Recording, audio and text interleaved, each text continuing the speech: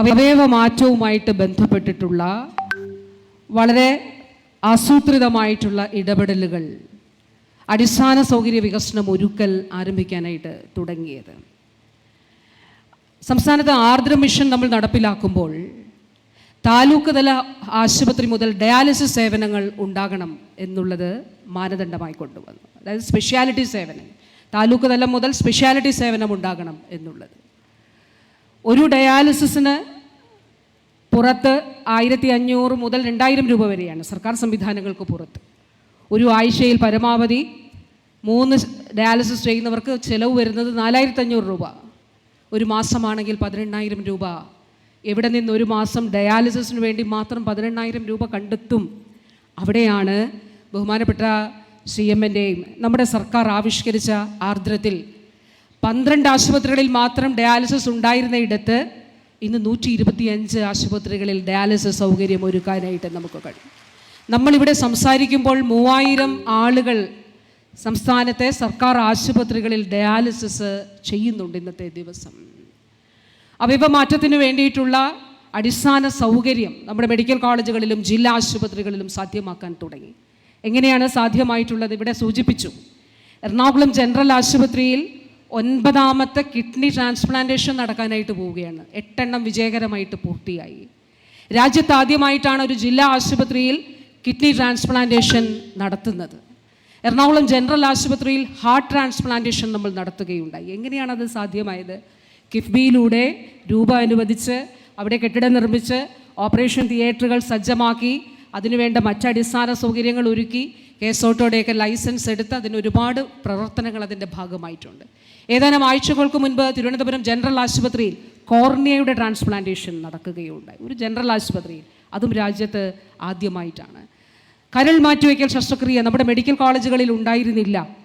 2022 ഫെബ്രുവരി മാസം 14-ാം തീയതി കോട്ടയം മെഡിക്കൽ കോളേജിൽ ആരംഭിച്ചു. തിരുവനന്തപുരത്ത് ഇപ്പോൾ നടക്കുകയാണ്. ഈ ദിവസം കേരളത്തിൻ്റെ ആരോഗ്യ മേഖലയുടെ ചരിത്രത്തിൽ തങ്കലിപികളിൽ എഴുതപ്പെടാൻ പോകുന്ന ഒരു ദിവസമാണ്. വടക്കൻ കേരളത്തെ സംബന്ധിച്ചിടത്തോളം, കേരളത്തെ മൊത്തത്തെ സംബന്ധിച്ചിടത്തോളം, കേരളത്തിന് മുഴുവൻ, കേരളത്തിന് മാത്രമല്ല രാജ്യത്തിനും ലോകത്തിനുമുള്ള കേരളത്തിൻ്റെ സംഭാവനയാണ് ഇത്.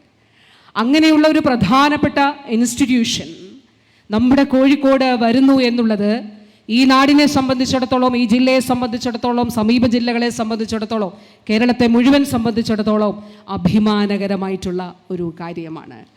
ഇന്ന് ഇവിടെ നിൽക്കുമ്പോൾ ഞാൻ ഓർക്കുന്നത് 2022 ജൂൺ മാസത്തിലോ ജൂലൈ മാസത്തിലോ ആണ് ബഹുമാനപ്പെട്ട മുഖ്യമന്ത്രി ഇത് സംബന്ധിച്ച് ആദ്യത്തെ മീറ്റിംഗ് വിളിച്ചു ചേർക്കുന്നത്. നമുക്കിങ്ങനെ ഒരു ഇൻസ്റ്റിറ്റ്യൂട്ട് സ്ഥാപിക്കണം, അതിനു വേണ്ടിയിട്ട് ഒരു മീറ്റിംഗ് ചേരണം, അതിന് ബന്ധപ്പെട്ട ആളുകളെ വിളിച്ചു ചേർക്കണമെന്ന് ബഹുമാനപ്പെട്ട മുഖ്യമന്ത്രി നിർദ്ദേശിക്കുകയുണ്ടായി. 2022 ജൂൺ ജൂലൈ എന്ന് പറയുമ്പോൾ കോവിഡിൻ്റെ 1ാം തരംഗം കഴിഞ്ഞ് 2ാം തരംഗം കഴിഞ്ഞ് 3ാം തരംഗം കഴിഞ്ഞതിന് ശേഷമാണ്. അപ്പോൾ ആദ്യത്തെ മീറ്റിംഗ് വിളിച്ചു ചേർക്കുമ്പോൾ വാസ്തവത്തിൽ എൻ്റെ മനസ്സിലുണ്ടായിരുന്നത് ഇത് ഈ നിലയിൽ നമുക്ക് സാധ്യമാകുമോ? കാരണം രാജ്യത്തിങ്ങനെ ഒരു ഇൻസ്റ്റിറ്റ്യൂട്ട് ഇല്ല. ഇവിടെ ശസ്ത്രക്രിയ മാത്രമല്ല, ഇതിന് ചികിത്സ, ഗവേഷണം, ഇന്ത്യ മഹാരാജ്യത്ത് ഒരിടത്തും ഇത് സംബന്ധിച്ചിട്ടുള്ള ഒരു കോഴ്സോ ഒരു ട്രെയിനിങ്ങോ ഒരു ഫെലോഷിപ്പോ നടക്കുന്നില്ല. അപ്പോൾ നമ്മുടെ ഇത് സാധ്യമാകുമോ എന്നൊരു സംശയം ആദ്യ മീറ്റിങ്ങിൽ എൻ്റെ മനസ്സിലുണ്ടായിരുന്നു. പക്ഷേ എൻ്റെ പ്രിയപ്പെട്ടവരെ, ഞാൻ പറയട്ടെ, ഒരു ഭരണാധികാരിയുടെ ഇച്ഛാശക്തി ഞാൻ നേരിട്ട് കണ്ട ഒരു പ്രോജക്റ്റാണ് ഇത്.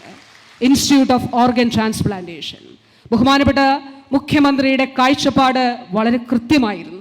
വളരെ ദീർഘവീക്ഷണത്തോടെയുള്ള ഇടപെടലാണ് ഇവിടെ ബഹുമാനപ്പെട്ട CM നടത്തിയത്. ആദ്യത്തെ മീറ്റിംഗ് കഴിഞ്ഞു.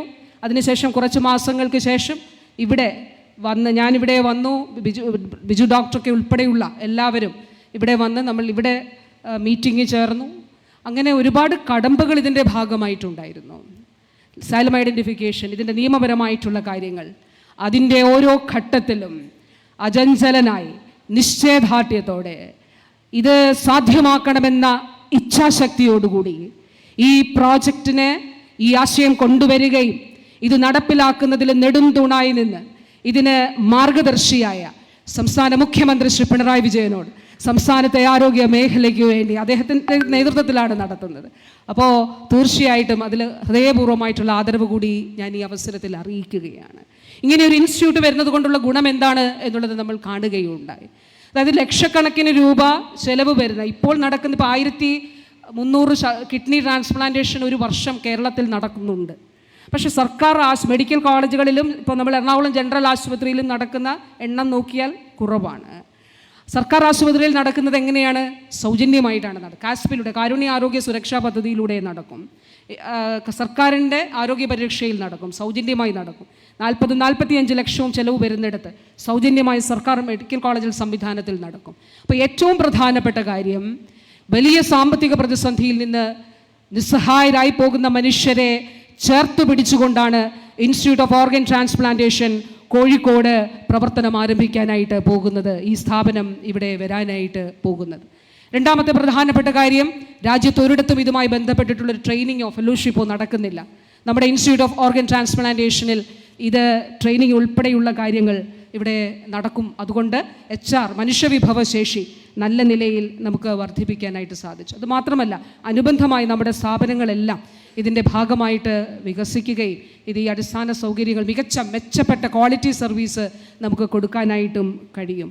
ഇന്ന് ഈ സ്ഥാപനത്തിൻ്റെ ഉദ്ഘാടനം ഇവിടെ നിർവഹിക്കപ്പെടുമ്പോൾ കേരളത്തിൻ്റെ ആരോഗ്യ മേഖലയ്ക്കാകെ ഇത് നൽകുന്ന ഉണർവ് വളരെ വളരെ വലുതാണ്.